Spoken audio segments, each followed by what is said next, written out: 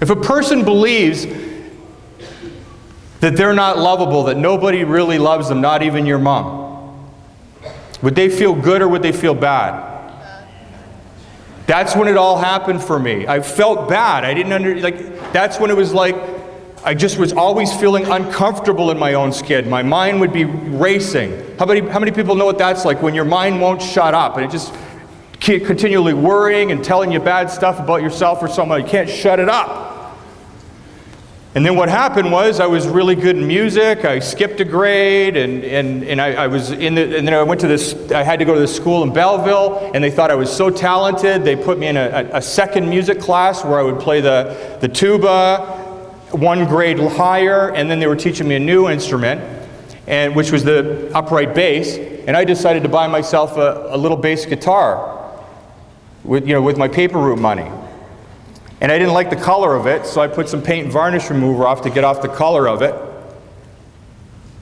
And all of a sudden I noticed I would feel different.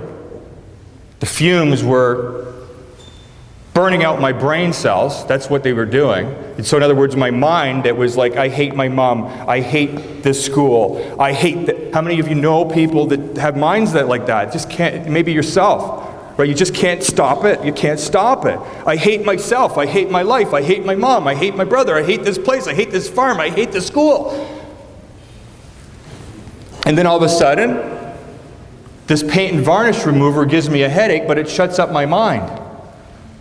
And so every day thereafter, I was going home to, burn out my brain cells with this paint and varnish remover.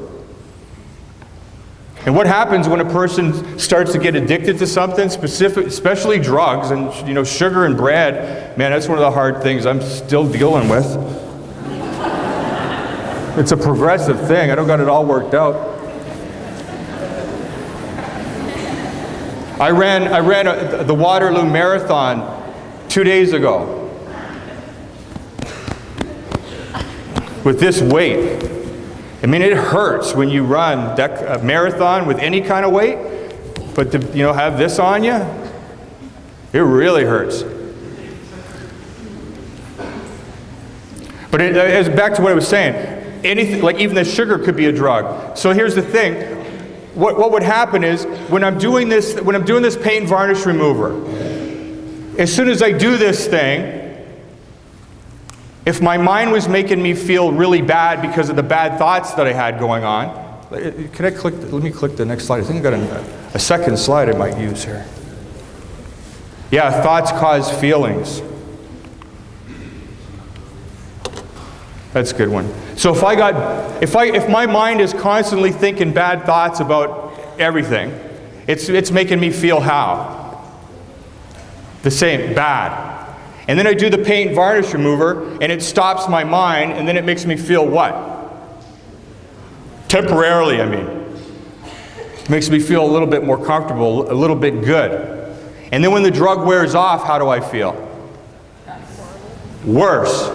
I feel even worse than I did before I even did the paint and varnish remover.